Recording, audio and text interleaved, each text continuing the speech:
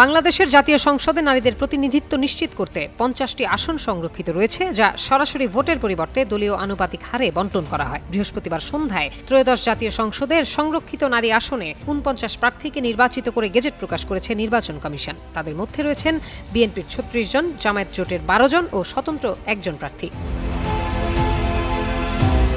এবারের জাতীয় সংসদের সংরক্ষিত নারী আসনের সংসদ সদস্য হিসেবে যারা নির্বাচিত হয়েছেন তাদের প্রায় 2/3 কোটিপতি। সংখ্যার হিসেবে 49 জনের মধ্যে কোটিপতি 32 জনই। তাদের মধ্যে আবার আলাদাভাবে অস্থাবর সম্পত্তির ভিত্তিতে 25 জন এবং স্থাবর সম্পত্তির ভিত্তিতে কোটিপতি 14 জন। নির্বাচন কমিশনে জমা দেয়া 49 জনের হলফনামা বিশ্লেষণ করে এসব তথ্য জানিয়েছে ট্রান্সপারেন্সি ইন্টারন্যাশনাল বাংলাদেশ TIB।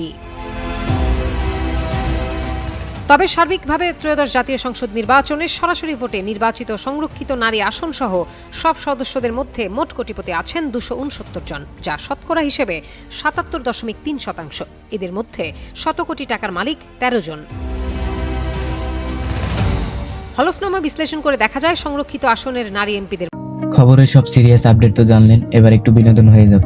ঘুরে আসুন আমাদের চরবিজয় গ্রুপ চ্যানেল থেকে। এই ভিডিওর ডেসক্রিপশন বক্সে আমাদের চ্যানেলের লিংক আছে, এক ক্লিকে গিয়ে দেখে আসুন।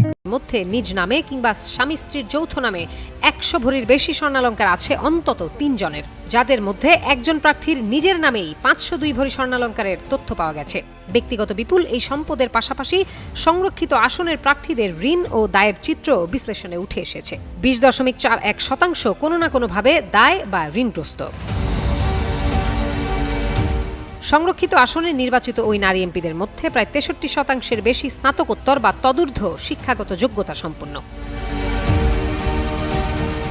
দলীয় ভিত্তিতে কোটিপতির সংখ্যা বিশ্লেষণ করে TIB বলছে, সংরক্ষিত আসনে বিএনপির 36 জনের মধ্যে 26 জনই কোটিপতি, জামায়াতের 9 নারী এমপির মধ্যে 5 জনই কোটিপতি। এছাড়া জাগপার একমাত্র নারী এমপিও কোটিপতিদের তালিকায় রয়েছেন।